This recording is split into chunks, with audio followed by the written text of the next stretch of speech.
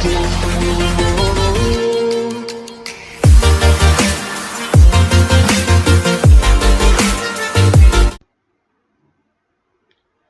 Everyone. तो भाई कैसे हैं आप सभी। तो चलिए आज हम पढ़ते हैं फ्लेमिंगो बुक का थर्ड लेसन जिसका नाम है डीप वाटर और इसके राइटर हैं विलियम डगलस। ये जो चैप्टर है डीप वाटर, इसका अर्थ हुआ गहरा पानी। और विलियम डगलस अपनी जिंदगी के कुछ घटनाक्रमों को यहाँ पे बता रहे हैं। वो ये बता रहे हैं कि कैसे बचपन में उनके साथ दो हादसे हुए जिनकी वजह से उनके मन में हाइड्रोफोबिया यानी पानी का डर बैठ गया। लेकिन वो ये कहते हैं कि मैंने पानी के डर से हार नहीं मानी और उन्होंने अपने डिटर्मिनेशन की कहानी को यहाँ बताया है कि कैसे उन्होंने पानी के डर को हराने के लिए किस प्रकार प्रयास किया, कोशिश की, प्रयत्न किया और अंततः यानी फाइनली उन्होंने अपने इस डर पे काबू पा लिया। So first of all I give you the brief intro of William Douglas. William Douglas का पूरा नाम विलियम ओ डगलस है और इनका जन्म हुआ था 1898 में और ये स्वर्ग सिधार गए थे 1980 में। Was born in main Minnesota. इनका जन्म जो है वो यूनाइटेड स्टेट के मेन में हुआ जो कि मिनेसोटा में है। After graduating with the bachelor of arts in English and economics he spent 2 years teaching high school in Yakima. इन्होंने ग्रेजुएशन किया बैचलर ऑफ आर्ट्स इंग्लिश और इकोनॉमिक्स में और उसके बाद उन्होंने 2 साल टीचिंग भी की याकिमा के हाई स्कूल में। Yakima is the name of a place, एक नदी भी है जो अभी आप आगे जानेंगे। However he got tired of this and decided to pursue a legal career. उसके बाद वो जब इससे थक गए, फेडअप हो गए, तो इन्होंने डिसाइड किया कि भैया वो अपना लीगल करियर जो है वो परस्यू करेंगे यानी कंटिन्यू करेंगे। He met Franklin D Roosevelt. ये फ्रैंकलिन डी रूजवेल्ट से मिले at Yale and became an adviser and friend to the president. ये अमेरिका के जो प्रेसिडेंट यानी राष्ट्रपति थे फ्रैंकलिन डी रूजवेल्ट, ये इनसे उनकी मुलाकात हुई और ये उनके एडवाइजर यानी सलाहकार और मित्र भी बने, मतलब इनकी दोस्ती भी हो गई उनके साथ। Douglas was a leading advocate of individual rights. Douglas जो एक प्रमुख एडवोकेट मतलब होता है समर्थक, वैसे तो लॉयर भी होता है, ये लॉयर भी थे। वो एक प्रमुख समर्थक थे किसके? इंडिविजुअल राइट्स मतलब होता है व्यक्तिगत अधिकारों के। He retired in 1975 with a term lasting 36 years and remains the longest serving justice in the history of court। ये 1975 में रिटायर हुए जस्टिस की पोस्ट से और इन्होंने लगभग अपनी पोस्ट पर 36 साल तक काम किया, 36 years तक। और ये यूएस के कोर्ट हिस्ट्री में अपने आप में एक रिकॉर्ड था, इन्होंने एक इतिहास बनाया। The following excerpt is taken from of men and mountains by William O Douglas. अब जो हम निम्नलिखित लेसन पढ़ने जा रहे हैं वो एक पीस है, एक सार है, एक अंश है, एक एक्सर्प्ट है किससे? जो उनकी पुस्तक से लिया गया है जिसका नाम है men and mountains by William O Douglas. ये उनका पूरा नाम है, William O Douglas. It reveals how as a young boy William Douglas nearly drowned in a swimming pool। ये स्टोरी में क्या डिस्क्लोज होता है, क्या रिवील होता है, क्या हमारे सामने निकल करके सामने आएगा कि कैसे जब विलियम डगलस यंग बॉय थे, छोटे थे, तो वो ड्राउन मतलब होता है सबमर्ज हो जाना यानी डूब जाना। वो स्विमिंग पूल में ऑलमोस्ट डूब गए थे। In this essay he talks about his fear of water and thereafter how he finally overcame it। इस ऐसे में वो अपने पानी के डर के बारे में बात करते हैं, फियर ऑफ वाटर के बारे में। एंड देयर आफ्टर मैंने उसके बाद how he finally overcame it, कि कैसे उन्होंने पानी के डर को ओवरकम किया, जिसकी सेकंड फॉर्म ओवरकेम है और इसका मतलब होता है कंट्रोल करना, नियंत्रित करना या फिर हराना, डिफीट करना। Notice how the autobiographical part of the selection is used to support his discussion of fear.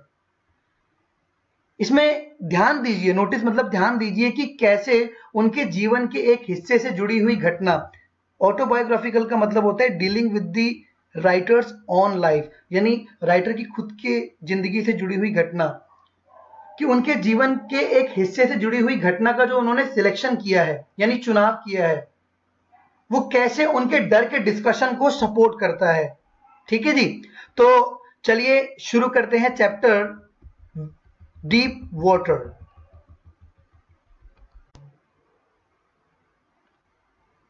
It had happened when I was 10 or 11 years old। William Douglas बताते हैं ये तब हुआ जब मैं 10 या 11 वर्ष का था।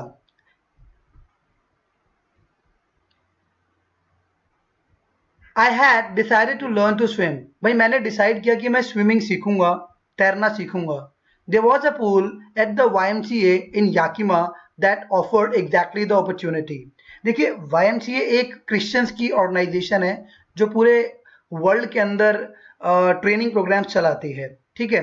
तो YMCA की फुल फॉर्म होती है यंग मैन क्रिश्चियन एसोसिएशन, ठीक है। इनकी विमेन की भी होती है YWCA। ये याकिमा रिवर को के पानी को रोक करके एक स्विमिंग पूल बनाया गया था। जैसा कि आपको इस फोटोग्राफ में नजर आ रहा है कि रिवर के पानी को कहीं पर रोक करके उसके ऊपर एक स्विमिंग पूल बना दिया जाता है। ऐसा ही एक स्विमिंग पूल बनाया गया था जिसका नाम था YMCA swimming pool. The Yakima river was treacherous. Treacherous का मतलब होता है डेंजरस, खतरनाक या फिर धोखा देने वाली, बिट्रे करने वाली। याकिमा नदी बहुत ही ट्रिचरस थी, बहुत ही डेंजरस थी। Mother continually warn against it. मेरी माँ ने मुझे कॉन्टिन्यूअली मतलब होता है लगातार, मुझे इसके विरुद्ध चेतावनी दी थी। मेरी माँ ने कहा था कि बेटा इस नदी में मत जाना, ये बहुत ही खतरनाक नदी है। And kept fresh in my mind the details of each drowning. और मेरे दिमाग में प्रत्येक ड्राउनिंग मतलब डूबने के जितने भी हादसे हुए थे या घटनाक्रम हुए थे उनको मेरे माइंड में ताजा रखा। यानी मुझे वो बताती रही कि वहां पर बहुत सारे डूबने के हादसे हो गए हैं बेटा, वहां मत जाना। But the YMCA pool was safe. पर जो YMCA पूल था डगलस के हिसाब से वो सुरक्षित था। पेपर में क्वेश्चन भी आता है कि डगलस की मदर ने उसे याकिमा रिवर के बारे में क्या वार्न किया या क्यों वार्न किया। और उसी के साथ एक क्वेश्चन एडेड ये भी होता है कि डगलस के अकॉर्डिंग YMCA पूल सेफ कैसे था। अब उसका आंसर, इट वॉज ओनली 2 और 3 feet deep at the shallow and. Shallow and क्या होता है? शैलो एंड जो है वो बिल्कुल आगे वाला हिस्सा होता है, जहाँ पे कम गहराई होती है, पानी बहुत कम गहरा होता है, ठीक है। तो YMCA स्विमिंग पूल का जो शैलो वाला एंड था यानी आगे वाला हिस्सा था जो कम गहरा होता है, वो मात्र 2 to 3 फीट डीप था, यानी 2 से 3 फीट डीप था। And while it was 9 feet deep at the other. अब जैसे आपको इस फोटोग्राफ में नजर आ रहा है कि ये जो आगे वाला हिस्सा है यहाँ पे अगर कोई एंटर करता है तो वो 2 या 3 फीट है, और अगर वो आगे जाता जाएगा और आगे जाता जाएगा तो वो 9 फीट होगा, ठीक है। और इसमें एक और सेफ्टी वाली बात क्या थी? It was only 2 or 3 feet deep at the shallow end, and while it was 9 feet at the other. The drop was gradual. अब इसमें सुख की बात ये थी कि इसका जो ड्रॉप था यानी जो ढलान थी, जो स्लॉप था, वो ग्रेजुअल था यानी स्लो था। ऐसा नहीं था कि इनिशियली 2 या 3 फीट डीप है, आप उसमें तैर रहे हैं और फिर अचानक से 9 फीट आ जाता है, उसमें तो फॉल हो जाएगा कोई भी और डूब सकता है। तो सीखने के लिए स्विमिंग पूल को इस तरीके से बनाया जाता है कि उसमें स्लॉप होता है, ताकि जो अभी न्यू लोग हैं, न्यू कमर्स हैं, जो अभी नए नए सीख रहे हैं, वो आगे आगे स्विमिंग की प्रैक्टिस करें, और जो धीरे धीरे प्रैक्टिस में एफिशिएंट होते जाएं वो आगे बढ़ते जाएं, ठीक है। तो I got a pair of water wings. वो कहता है मैंने एक जोड़ी पानी के पंख ले लिए। वाटर विंग्स क्या होता है? ये देख रहे हो आप फोटोग्राफ के अंदर, इस छोटे से लड़के ने पहने हुए अपने आर्म्स में। This is called water wings. And went to the pool, और पूल में चला गया। I hated to walk. मुझे, वो कहता है मुझे ना पानी में, हेट मतलब नफरत थी, पानी में वॉक करने में नफरत थी। कैसे? आपको अगले पेज पर बताता हूं मैं। तब तक आप याकिमा रिवर का ये मैप है वो देखिए, इसके बारे में बता देता हूं।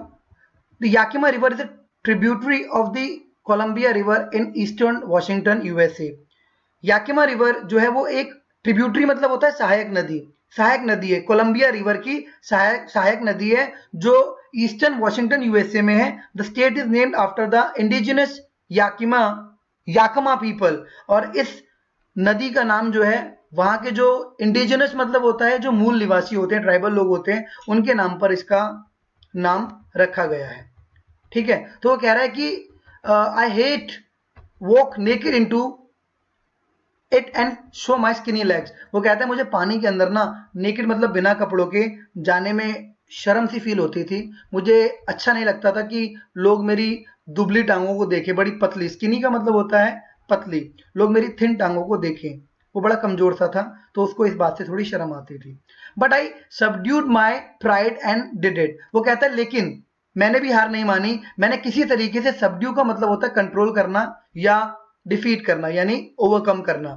माई प्राइड, मैंने अपने प्राइड पर ओवरकम किया। यहां पे प्राइड का मतलब है फियर या अ सॉर्ट ऑफ शाइनेस और एम्बैरेसमेंट। वैसे तो प्राइड का मतलब गर्व होता है, ईगो होता है, लेकिन यहाँ पे क्या है, यहाँ पे उसने अपने इस डर पे, इस फियर पे काबू पाया कि अगर वो जाएगा तो बाकी के लोग उसकी दुबली पतली टांगों को देख के उसकी मजाक न उड़ाएं। ठीक है, वो कहता है डिड इट, और मैंने कर दिखाया, इसका मतलब वो पानी में चला गया। From the beginning however I had an aversion to the water. अब ये जो लाइंस आप देख रहे हो मैंने अंडरलाइन किया हुआ है इनको। क्यों किया हुआ अंडरलाइन? क्योंकि यहाँ पे बहुत ही इंपॉर्टेंट क्वेश्चन आता है, और वो इंपॉर्टेंट क्वेश्चन ये है कि विलियम डगलस के मन में पानी का जो एवर्जन था, एवर्जन का मतलब होता है हेट या डिसलाइक, यानी पानी का जो नफरत थी वो उसके मन में कैसे पैदा हुई, या फिर वो चाइल्डहुड का कौन सा घटनाक्रम है जिसके वजह से उसके मन में हाइड्रोफोबिया यानी पानी का डर बैठ गया। वो कहता है कि from the beginning however I had an aversion to the water when I was in it। वो कहता है जब भी मैं पानी में जाता था बस शुरू से ही मुझे पानी से डर लगता था या मुझे पानी में जाने से नफरत होती थी। This started when I was 3 or 4 years old। वो कहता है तब शुरू हुआ जब मैं 3 या 4 वर्ष का था। And father took me to the beach in California. वो कहता है मेरे पिताजी मुझे बीच पर ले गए थे, समुद्र के किनारे, कैलिफोर्निया में समुद्र के किनारे मुझे ले गए थे। He and I stood together in the surf। वो कहता है मैं और मेरे पिताजी जो हैं एक साथ पानी के अंदर खड़े हुए थे, पानी के सर्फ के अंदर। सर्फ का मतलब होता है the line of form by the waves, यानी लहरों के साथ जो झाग आता है ना, उस झाग में वो और उसके पिताजी खड़े हुए थे। वो कहते हैं the wave knocked me down. लहरों ने मुझे, नॉकडाउन मतलब हिट करके गिरा दिया, लहरों ने मुझे हिट करके गिरा दिया। एंड स्वेप्ट ओवर, और मुझे पानी के अंदर में क्या हो गया, स्वेप्ट ओवर हो गया, यानी पानी के अंदर मैं कवर्ड हो गया, पानी मेरे ऊपर आ गया, मतलब डूब गया। I was buried in water, मैं पानी में एकदम बरीड हो गया। वैसे तो दफन होना होता है, बट यहाँ पे दफन करना या दफन होना, बट यहाँ पे बरीड का मतलब है हाइड करना, यानी पानी में मैं छिप गया या लहरें मेरे ऊपर आ गई, पानी की, समुद्र की लहरें मेरे ऊपर आ गई। माई ब्रीथ वॉज गोन, मेरी सांस नहीं चल पा रही थी। आई वॉज फ्राइटेंड, मैं बहुत डर गया था। वो कहता है कि फादर लाफ, मेरे पिताजी हंसने लगे। But there was terror in my heart, पर मेरे मन में एक टेरर बैठ गया। टेरर को इंग्लिश में एक्सट्रीम फियर बोलते हैं और हिंदी में आतंक। मेरे मन में एक आतंक बैठ गया at the over powering force of the waves, यानी लहरों की जो अत्यधिक शक्तिशाली ताकत थी। ओवर पावरिंग फोर्स का मतलब होता है इंटेंस फोर्स, यानी बहुत ज्यादा ताकत, यानी लहरों की बहुत ज्यादा जो ताकत थी, उसका डर, उसका आतंक मेरे मन में बैठ गया। फिर वो आगे बताता है My introduction to the YMCA swimming pool revive unpleasant memories. वो कहता है जब मैं YMCA स्विमिंग पूल में गया, अब प्रेजेंट डे में आ जाइए, वो YMCA पूल पहुंच गया है। वो कहता है जब मैं YMCA पूल गया तो वहां पर मेरे मन के अंदर वो जो पुराने वाला डर था, रिवाइव मतलब होता है रिफ्रेश हो गया, यानी पुनर्जीवित हो गया। क्या पुनर्जीवित हो गया? वो अनप्लेजेंट मेमोरी, यानी वो सैड मेमोरी, वो दुखद यादें। और स्टर्ड का मतलब होता है मूव और एक्साइट, यानी वापस क्या पैदा हो गई, वापस क्या उत्पन्न हो गई, उसका चाइल्डिश फियर, यानी बचपन का डर। बचपन वाला कौन सा डर? जो अभी हमने पढ़ा जब वो 3 और 4 ईयर्स का था, अपने फादर के साथ कैलिफोर्निया बीच पर गया था, वो घटनाक्रम उसको बताना होगा। But in a little while I gathered confidence. वो कहता है थोड़ी ही देर में मैंने अपने कॉन्फिडेंस को गैदर किया, यानी एकत्रित किया, इकट्ठा किया। I paddled with my new water wings, और मैंने अपने नए पानी के जो विंग्स पहने हुए थे उनके साथ मैंने पैडल करना शुरू किया, यानी हाथ पैर चलाना शुरू किया। Watching the other boys and trying to learn by aping them, मैं दूसरे बच्चों को देख करके, उन्हें एप करके, एप का मतलब होता है इमिटेट या कॉपी करना, यानी नकल करना। मैं दूसरे बच्चों को देख करके उनकी नकल करके तैरने का प्रयत्न कर रहा था।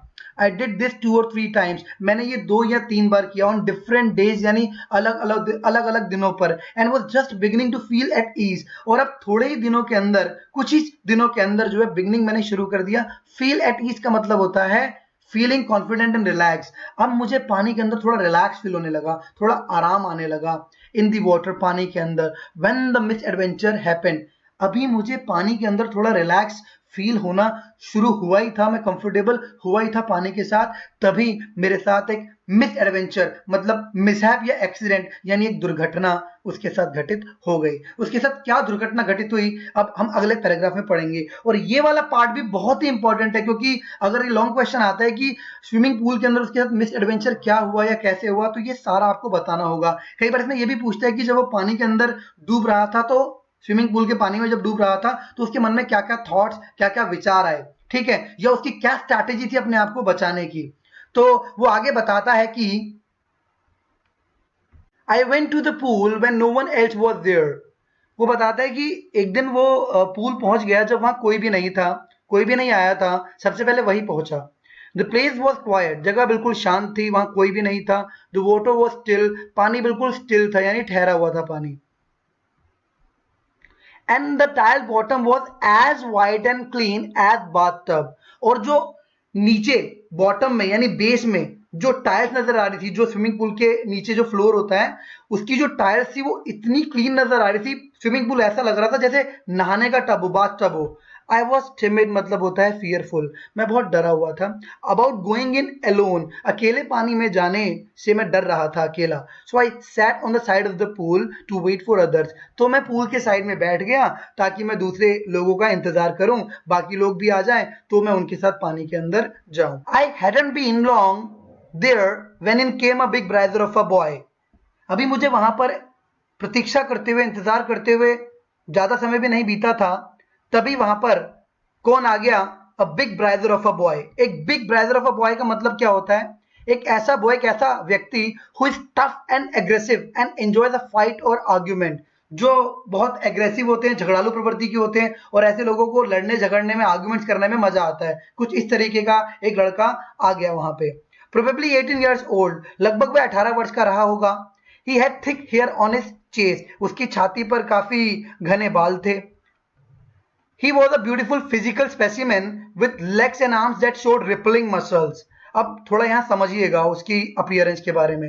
वो एक बहुत ही अच्छा स्पेसिमेन मतलब होता है एन आइडियल, एन एग्जाम्पल और अ सैंपल। वो एक अच्छा उदाहरण था किसका? एक अच्छी बॉडी का उदाहरण था। क्यों? क्योंकि उसकी जो बॉडी थी वो कैसी थी, उसकी जो मसल थी वो रिपल करते हुए, रिपल मतलब लहरें, जैसे लहर नहीं होती तरंगदार, वेवी, उसकी रिपल्स वाली बॉडी थी, मसल्स थी। और जो उसकी आर्म्स और लेग्स पर नजर आ रही थी। आते ही उसने यल किया। यल का मतलब होता है शाउट, चिल्लाया। क्या चिल्लाया? Hi skinny, how do you like to be ducked.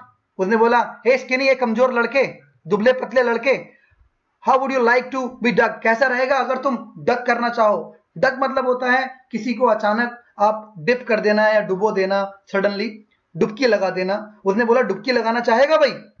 वो that he pick me up, वो कहता है इतना ही उसने कहा मुझे और उसके बाद उसने मुझे पिकअप कर लिया। एंड टॉस, मैंने उछाल दिया मुझे, इनटू द डीप एंड, कहां पे? जहां पे पानी गहरा था, deep and. I landed in a sitting position, मैंने जिस अवस्था में बैठा हुआ था उसी अवस्था में मैंने लैंड कर दिया, यानी नीचे की ओर जाना शुरू कर दिया। स्वॉलो वाटर, वो कहता है मेरे अंदर, स्वॉलो मतलब कंज्यूम हो जाना, निगल जाना, मेरे अंदर पानी निकल गया, गल्प डाउन कर लिया मैंने पानी। एंड मतलब उसने किया नहीं, ये सडनली वो पानी में गया तो उसका मुंह खुला होगा, ही मस्ट बी शाउटिंग, तो उसके मुंह में पानी चला गया। I landed in a sitting position, swallow water and went at once to the bottom. और एट वंस मैंने इमीडिएटली, मैं सीधा कहां पे जाने लगा? बॉटम में, यानी नीचे की तरफ, बेस की तरफ। आई वॉज फ्राइटेंड, वो कहता है मैं बहुत डर गया था, but not yet frightened out of my wits. वो कहते हैं मैं डर तो गया था पर मैं इतना भी नहीं डरा था कि मैं आउट ऑफ विट्स हो जाऊं। इट्स एन इडियोमेटिक एक्सप्रेशन कि वो डर तो इतना गया था, पर वो कह रहा है मेरी विट्स मतलब इंटेलिजेंट, इंटेलेक्ट यानी बुद्धि यानी दिमाग, अभी वो काम कर रहे थे। वो इतना भी स्कियर्ड नहीं हुआ था कि उसका माइंड काम करना बंद कर दे, उसका दिमाग चल रहा था। On the way down I plan when my feet hit the bottom. अब यहाँ पे उसने एक स्ट्रैटेजी बनाई, एक योजना बनाई। ये स्ट्रैटेजी अच्छे से याद रखिएगा क्योंकि ये स्ट्रैटेजी को आगे भी वो परस्यू करेगा। On the way down, he planned when my feet hit the bottom. वो कहता है कि नीचे जाने के रास्ते में आई प्लान, मैंने योजना बनाई कि जैसे ही मेरे फीट हिट करेंगे बॉटम को, यानी जैसे ही मेरे फीट नीचे जो बेस है, बॉटम है, फ्लोर है, इनसाइड द स्विमिंग पूल, मैं क्या करूंगा? I would make a big jump, मैं एक बहुत ऊंची छलांग लगाऊंगा, एक बड़ी छलांग लगाऊंगा। और जब मैं छलांग लगाऊंगा पूरी ताकत के साथ तो मैं पानी की सरफेस पे आ जाऊंगा, यानी सतह पे आ जाऊंगा। और पानी पे आकर के मैं फ्लैट होके लेट जाऊंगा। फ्लैट किस तरीके से? You can refer this picture here. Lie flat on it and paddle to the edge of the pool. और उसके बाद मैं अपने लेग से पैडल करूंगा और पूल के एज यानी कॉर्नर पे पहुंच जाऊंगा। ये रिपलिंग मसल्स वाली body. It seem the long way down, ये नीचे जाने का रास्ता, वो कहता है जी बहुत ही लंबा हो गया था रास्ता, की यात्रा बड़ी लंबी हो गई थी। Those 9 feet were more like 90, वो कहता है वो 9 फीट की यात्रा मुझे 90 फीट की यात्रा लग रही थी, यानी वो 9 फीट उसे 90 फीट के समान लग रहे थे। When he was drowning in the water. And before I touch bottom, इससे पहले की जो मेरी लेग्स हैं, मेरे फीट हैं, टच करते बॉटम को, my lungs were ready to burst, मेरे लंग्स मतलब फेफड़े जो है वो रेडी टू बर्स्ट मतलब फटने को हो गए। अब फटने को हो गए मतलब क्या, obviously was not able to breathe in, तो वो कैसे सांस ले पाएगा, इस वजह से उसको लगा कि उसके लंग्स क्या हो जाएंगे, बर्स्ट हो जाएंगे। When my feet hit bottom I summon all my strength. वो कहता है जैसे ही मेरे फीट ने हिट किया बॉटम को, यानी इनसाइड द स्विमिंग पूल जो फ्लोर था, जैसे ही मेरे फीट ने हिट किया उस बॉटम को, मैंने समन किया। समन मतलब होता है कलेक्ट करना या कॉल फॉर, यानी बुला लेना, इकट्ठा कर लेना, एकत्रित कर लेना। मैंने किसको इकट्ठा किया, ऑल माई स्ट्रेंथ, अपनी पूरी ताकत को, and made what I thought, और फिर मैंने वही किया जो मैंने सोचा था, यानी वही स्ट्रैटेजी जो उसने प्लान की थी। Was a great spring upwards, और मैंने कहाँ की तरफ एक छलांग लगा दी, अपवर्ड्स, मैंने ऊपर की तरफ। स्प्रिंग का मतलब जंप, छलांग लगा दी, ये लॉ स्प्रिंग वाला स्प्रिंग नहीं है। I imagine I would walk to the surface like a cork, और मैंने इमेजिन किया, मैंने कल्पना की कि मैं सतह पर ऐसे आऊंगा। देखिए एक फ्रेज है, कीप्स वंस हेड अप, यानी आपका हेड ऊपर की तरफ हो। वैसे कॉर्ड का मतलब क्या होता है, बॉटल स्टॉपर, यानी ढक्कन, ढक्कन की तरह ऊपर आ जाऊंगा। इसका ये मतलब हुआ कि जब वो ऊपर आएगा तो उसका हेड ऊपर की तरफ होगा, ऐसा उसने सोचा था, ऐसा उसने इमेजिन किया था, ऐसा कल्पना की थी। But I came up slowly, अब उसने सोचा था कि वो तो फोर्स के साथ ऊपर आएगा, लेकिन वो आया बहुत ही धीरे। I open my eyes and saw nothing, वो कहता है मैंने अपनी आईज को ओपन किया और मुझे कुछ नहीं दिखा, मैं कुछ नहीं देख पाया। क्यों नहीं देख पाया, but water that had a dirty yellow tinge, वो कहता है मुझे दिखा क्या, सिर्फ पानी, सिर्फ पानी, और वो भी ऐसा पानी जिसमें डर्टी येलो टिंच, टिंच मतलब होता है टिंट और कलर, यानी गंदे पीले रंग वाला पानी उसे दिखा। या पानी का रंग उसे पीला क्यों नजर आ रहा है, एंड द रीजन बीइंग कि वहां पे सनलाइट है, और सनलाइट जब पानी में पड़ती है, सूरज की रोशनी, तो उसकी वजह से पानी का कलर उसे येलो नजर आ रहा है। आई ग्यू पैनिकी, मैं पैनिक में आ गया। पैनिक का मतलब होता है फियर, एक्सट्रीम फियर, बहुत ज्यादा डर, मतलब वो बहुत ज्यादा डर गया। I reached up as if to grab a rope and my hands clutched only water, वो कहता है मैं ऊपर तो ऐसे पहुंचा मानो मैं किसी रोप यानी रस्सी को ग्रैब कर लेना चाहता हूँ। ग्रैब मतलब ग्रैस्प यानी होल्ड, यानी पकड़ लेना, लपक लेना। And my hands clutched only at water, लेकिन मेरे हाथों में सिर्फ क्या क्लच हुआ, क्या पकड़ में आया, सिर्फ पानी। आई वॉज सफोकेटिंग, मेरा दम घुट रहा था। I was choking, I try to yell, yell मतलब शाउट, मैंने चिल्लाने की कोशिश की, but no sound came out, पर कोई भी आवाज बाहर नहीं निकली। देन माई आईज, ऑब्वियसली आप पानी में शाउट करेंगे तो आवाज नहीं निकल पाएगी। Then my eyes and nose came out of the water, और तब मैंने फील किया कि मेरी आईज और नोज पानी से बाहर आ गए, बट नॉट माई माउथ, पर मेरा माउथ बाहर नहीं आया था। आई फ्लेयर, फ्लेयर का मतलब होता है बीट, ट्रैश, स्ट्राइक, ये तीनों वर्ड याद रख लीजिएगा क्योंकि तीनों वर्ड आगे यूज होने वाले। मतलब उसने अपने हाथ पैर को बीट किया या थ्रैश किया, यानी हाथ पैर चलाए, हाथ पैर पटके। At the surface of the water, पानी की सतह पर। स्वॉलोड एंड चॉग, लेकिन उसके मुंह में पानी चला गया, वो स्वॉलो कर लिया पानी उसने, और उसका गला जो है वो थ्रॉट चॉक हो गया। I try to bring my leg up, मैंने अपनी लेग्स को ऊपर लाने की कोशिश की, but they hung as dead weights, पर मेरी लेग्स ऐसे हंग हो गई थी, ऐसे लटक गई थी जैसे वो डेड वेट हो, यानी बेजान हो, उनमें जान ही ना हो। पैरालाइज मतलब जब आपकी बॉडी डिसेबल हो जाती है, काम करने लायक नहीं रहती है, then it is called paralyse. लकवा मार जाना भी कहते हैं, आपने सुना होगा। एंड रिजिड, रिजिड का मतलब होता है फर्म, फिक्स्ड, हार्ड, मतलब उसकी बॉडी बहुत ही फिक्स्ड, हार्ड हो गई और फर्म हो गई, और उसकी टांगे ऐसे लटक गई जैसे उनमें जान ना हो, पूरा लकवा सा मार गया। A great force was pulling me under, एक महान फोर्स मुझे अंडर मतलब होता है अंदर की ओर, नीचे की ओर खींच रही थी। कौन सी फोर्स होगी, this will be the gravitation force, ठीक है।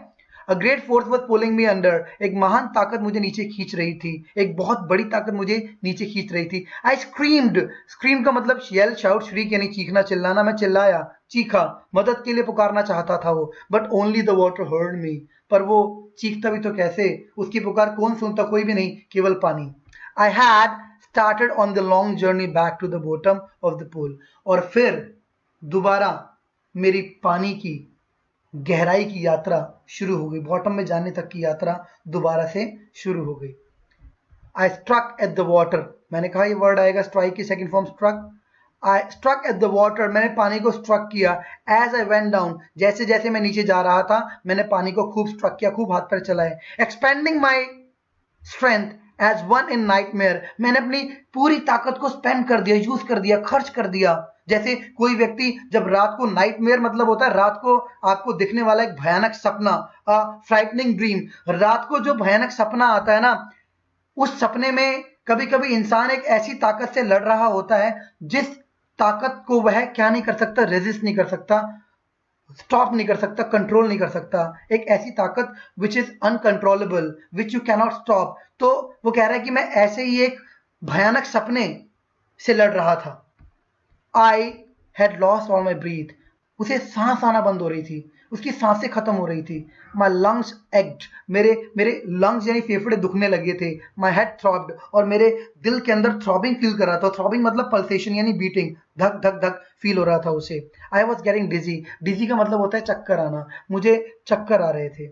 But I remember the strategy, पर अभी भी मुझे वो स्ट्रैटेजी, वो योजना, वो प्लानिंग याद थी। मैंने आपको कहा था स्ट्रैटेजी याद रखिएगा। कौन सी स्ट्रैटेजी? क्या? कि I would spring up from the bottom of the pool, कि मैं जैसे ही मेरे फीट टच करेंगे बॉटम ऑफ द पूल को, मैं क्या लूंगा, एक स्प्रिंग यानी जंप लूंगा अपवर्ड, ऊपर की तरफ। And come like a cork to the surface, और मैं एक कॉर्क की तरह, एक बॉटल स्टॉपर की तरह ऊपर आ जाऊंगा, सरफेस पे आ जाऊंगा, सतह पे आ जाऊंगा। I would lie flat on the water, उसके बाद पानी पे मैं फ्लैट होके लेट जाऊंगा, बिल्कुल कमर के बल या पेट के बल सीधा होकर लेट जाऊंगा। Strike out with my arms, अपनी आर्म्स को स्ट्राइक आउट करूंगा। थ्रैश विद माई लेग्स, अपनी टांगों से बीट करूंगा, हाथ पैर चलाऊंगा, हाथ पैर मारूंगा पानी के अंदर। Then I would get to the edge of the pool, और उसके बाद मैं पूल के एज यानी किनारे पर पहुंच करके सुरक्षित हो जाऊंगा, be safe. I went down down endlessly, मैं पानी के अंदर और अंदर, कभी ना समाप्त होने वाले पानी के अंदर जा रहा था, ऐसा उसे प्रतीत हो रहा था। आई ओपन माई आईज, मैंने अपनी आंखें खोली, पर क्या? Nothing but water with yellow glow, पानी और सिर्फ पानी, और वो भी उस येलो ग्लो वाला यानी येलो शाइन वाला, चमक वाला पानी। Dark water that one could not see through, ऐसा डार्क वाटर जिसमें से कोई आर पार नहीं देख सकता। एंड देन शेयर का मतलब होता है प्योर, शुद्ध, complete, absolute.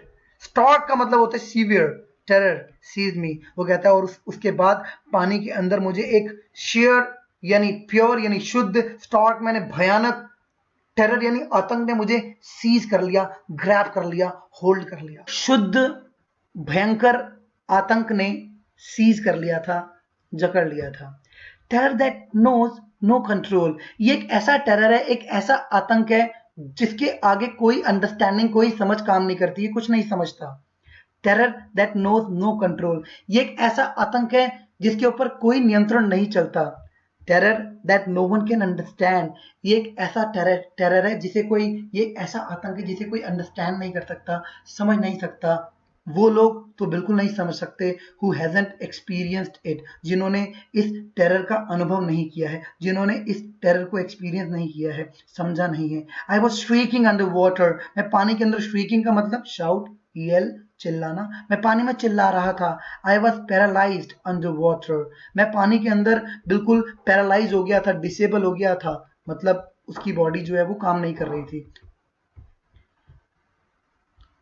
I was paralyse under water, stiff rigid, मैं पानी में बहुत ज्यादा मेरी बॉडी स्टिफ हो गई थी, हार्ड एंड फर्म हो गई थी, रिजिड हो गई थी। इन दोनों वर्ड्स का मतलब हार्ड एंड फर्म है। विथ फियर, बिकॉज ऑफ डर, डर की वजह से उसकी बॉडी पैरालाइज हो गई थी और काम नहीं कर रही थी, बिल्कुल उसके हाथ पैर काम नहीं कर रहे थे, स्टिफ एंड रिजिड हो गई थी। Even the screams in my throat were frozen, यहाँ तक कि मेरे जो गले के अंदर जो मेरी चीखें हैं वो भी फ्रोज हो गई थी, यानी स्टॉप डेड मतलब रुक गई थी, यानी वो बिल्कुल भी चीख नहीं पा रहा था। Only my heart and the pounding in my head, सिर्फ मेरा जो दिल था, उसकी जो धड़कन थी, वो कहाँ पे महसूस हो रही थी उसे, कहाँ पे उसकी जो पल्सेशन है, जो बीट है, जो धड़कन है, कहाँ फील कर सकता था वो? सिर्फ अपने हेड में, अपने दिमाग में। सेड, और ये धड़कन उसे बता रही थी, जो वो एक पल्सेशन फील कर रहा था, अपने दिल की धड़कन अपने हेड में, अपने मस्तिष्क में फील कर रहा था, वो उसे ये एहसास दिला रही थी that I was still alive, कि वो अभी भी जिंदा था। And then in the midst of the terror, और वो कहता है फिर आतंक के बिल्कुल मिड में, मतलब मध्य में, केम अ टच ऑफ रीजन, मुझे एक टच ऑफ रीजन आया। टच ऑफ रीजन का मतलब होता है टच ऑफ लॉजिक, रीजन मतलब तर्क, लॉजिक। उसे एक तर्क का एहसास हुआ। क्या एहसास हुआ? कि वो अभी मरा नहीं है, अभी भी उसे अपनी स्ट्रैटेजी याद है। कौन सी strategy? I must remember to jump, मुझे याद रखना है कि मुझे जंप करना है। कब? When I hit the bottom, जब मैं बॉटम को हिट करूंगा, जब मेरे फीट बॉटम को हिट करेंगे। At last I felt the tiles under मी, आखिरकार मैंने अपने पैरों के नीचे टाइल्स को महसूस किया। माई टोज मतलब पैरों के अंगूठे, reached out as if to grab them, मानो वो उन टाइल्स को टच करके जंप करके ऊपर आ जाना चाहते हो। I jump with everything I had, और जैसे ही मेरे फीट हिट हुए बॉटम को, मैंने अपनी पूरी ताकत के साथ छलांग लगा दी और मैं ऊपर की तरफ आने लगा। But the jump made no difference, वो कहता है कि पर इस जंप से भी कोई फर्क नहीं पड़ा, कुछ बदलाव नहीं हुआ। The water was still around me, पानी अभी भी मेरे चारों तरफ था। I look for ropes, ladders, water wings, वो कहता है मैं तलाश रहा था कि मेरे हाथ में कुछ रस्सियां आ जाए या सीढ़ियां आ जाए, लेडर्स आ जाए या वाटर विंग्स मिल जाए मुझे किसी तरीके से। नथिंग बट वाटर, पर उसके हाथ में क्या था? सिर्फ पानी। उसके आसपास क्या था? सिर्फ पानी। अ मैस ऑफ येलो वाटर, ये पानी था, येलो वाटर था, इस येलो वाटर ने मुझे हेल्ड किया हुआ था। मैस मतलब in large quantity. Stark terror, और ये जो स्टार्क टेरर था, ये जो फियरफुल टेरर था, ये जो टेरिबल टेरर था, ये बहुत ही जो भयंकर आतंक था, took an even deeper hold on me, इस आतंक ने मेरे ऊपर और भी गहरी पकड़ बना ली। Like a great charge of electricity, जैसे बिजली की आपको बड़े बड़े झटके लगते हैं ना, ऐसा मुझे महसूस हो रहा था। आई शुक एंड ट्रेम्बल्ड विद फियर, मैं हिल गया था, शुक हो गया था। ट्रेम्बल मतलब शिवर यानी कांपना, विद फियर मैं डर से हिल गया था, कांप रहा था। माई आर्म्स वुडंट मूव, मेरे आर्म्स मूव नहीं कर रहे थे, मेरी बाजुएं मूव नहीं कर रही थी। माई लेग्स वुडंट मूव, मेरी टांगों ने काम करना बंद कर दिया था। I try to call for help, मैंने कोशिश किया मैं मदद के लिए पुकारूं, टू कॉल फॉर मदर, मैं अपनी माँ को पुकारूं। नथिंग हैपेंड, पर कुछ भी नहीं हुआ। आगे क्या होता है? Will go to the next page. And then strangely there was light, और तब विचित्र तरीके से, बड़े ही स्ट्रेंज तरीके से, देयर वाज लाइट, वहां रोशनी थी। I was coming out of the awful yellow water, मैं उस ऑफुल मतलब वेरी बैड, उस टेरिबल गंदे पीले पानी से बाहर आ रहा था।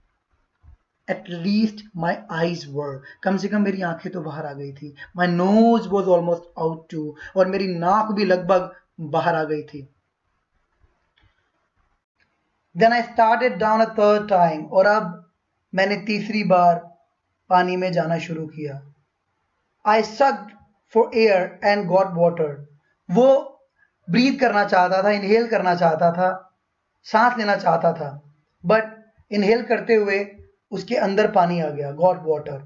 The yellowish light was going out, और ये जो पीले रंग की रोशनी थी, येलोविश लाइट, अब वो गोइंग आउट, जा रही थी। इसका ये मतलब हुआ कि अब वो वापस पानी में जा रहा है, और जो सनलाइट है वो अब उसकी आंखों से इसलिए जा रही है क्योंकि अब उसकी आंखें धीरे धीरे बंद होने लगी हैं। देन ऑल एफर्ट सीज्ड, उसके सारे प्रयत्न, सारी कोशिशें स्टॉप हो गई, सीज्ड हो गई, समाप्त हो गई। आई रिलैक्स्ड, वो कहता है मैं पानी में बिल्कुल रिलैक्स हो गया। Even my legs felt limp, यहाँ तक कि मेरी लेग्स लिम्प फील हो रही थी। कैसी फील हो रही थी? लिम्प मतलब नॉट मूवेबल या हंग यानी dead. And a blackness swept over my brain, और एक ब्लैकनेस यानी अंधेरा जो है मेरे मस्तिष्क पर, मेरे ब्रेन पर छाने लगा था। इट वाइप्ड आउट फियर, इसने मेरे सारे डर को वाइप आउट कर दिया। मेरे वाइप आउट मतलब समाप्त कर दिया। इट वाइप्ड आउट टेरर, इसने मेरे सारे आतंक को समाप्त कर दिया, मतलब एक्सट्रीम टेरर को हटा दिया। There was no more panic, अब और पैनिक नहीं था और दहशत नहीं थी। It was quite and peaceful, अब मुझे सब कुछ बिल्कुल शांति भरा लग रहा था, बिल्कुल पीसफुल लग रहा था। Nothing to be afraid of, ऐसा कुछ नहीं था जिससे मैं डरूं। दिस इज नाइस, ये अच्छा है। टू बी ड्राउजी यानी ये नींद में जाना, बेहोश होना, लेजी फील कर रहा था वो, उसे अच्छा लग रहा था। To go to sleep, no need to jump. अब जंप करने की कोई आवश्यकता नहीं है। टू टायर्ड टू जंप, इतना थक चुका हूं कि अब मैं छलांग भी नहीं लगा सकता। It's nice to be carried gently, पानी में बहुत ही जेंटली, बहुत ही सॉफ्टली कैरी होना, फ्लो होना अच्छा लग रहा था। To float along in space, space मतलब इन एन ओपन एरिया, यानी वो स्विमिंग पूल का जो ओपन एरिया है, वाटर है, उसके अंदर वो फ्लोट कर रहा था, यानी अपने आप तैर रहा था, उसे अच्छा लगने लगा था। टेंडर आर्म्स अराउंड मी, मेरे आसपास, टेंडर मैंने सॉफ्ट, सॉफ्ट आर्म्स यानी कोमल बाजुएं मेरे आसपास उसने महसूस की। टेंडर आर्म्स लाइक मदर्स, माँ जैसी सॉफ्ट बाजुएं। Now I must go to sleep, अब मुझे सो जाना चाहिए। आई क्रॉस टू ओब्लिवियन, और मैं ओब्लिवियन में क्रॉस हो गया, यानी मैं अनकॉन्शियस हो गया, बेहोश हो गया। And the curtain of life fail, और मेरी जिंदगी का पर्दा गिर गया। ऐसा उसे फील हुआ कि उसकी जिंदगी का पर्दा गिर गया, या उसे लगा कि अब वो मर गया है या वो मरने वाला है, ऐसा उसे महसूस हुआ। बट एक्चुअली ये जो वो टेंडर आर्म्स फील कर रहा है वो उसकी माँ की आर्म्स नहीं है, बल्कि पूल अथॉरिटीज की हैं, जो उसे बचाने की कोशिश कर रहे हैं, और फाइनली उसे बचा लिया जाता है। और जब वो होश में आता है तो उसके बाद वो कैसे इस फियर से अफेक्ट होता है, कैसे ये डर उसके ऊपर और भी गहरी पकड़ बना लेता है। बचपन वाला डर और एक फिर ये वाला मिस एडवेंचर, ये दोनों मिलकर के उसके डर को किस प्रकार एक टेरिबल हाइड्रोफोबिया में कन्वर्ट कर देते हैं, ये आपको नेक्स्ट पार्ट में मैं आपको बताऊंगा। इसकी एक और वीडियो बनाऊंगा नेक्स्ट पार्ट, जिसमें मैं आपको बताऊंगा कि उसके ऊपर इस डर का क्या असर हुआ, और इस डर के ऊपर ओवरकम करने के लिए, उसे हराने के लिए, उसके ऊपर विजय पाने के लिए उसने क्या क्या किया। आई होप आपको यहाँ तक की स्टोरी समझ आ गई होगी। If you have got any question so far you can ask me through your comments. और अगर आपको ये वीडियो अच्छी लगी तो आप इसको लाइक कीजिए, शेयर कीजिए अपने फ्रेंड्स के साथ। आप चैनल को सब्सक्राइब कीजिए, ज़्यादा से ज़्यादा सब्सक्राइबर बढ़वाइए यार। चलिए मिलते हैं फिर नेक्स्ट वीडियो में। Thank you so much, bye bye, have a great time.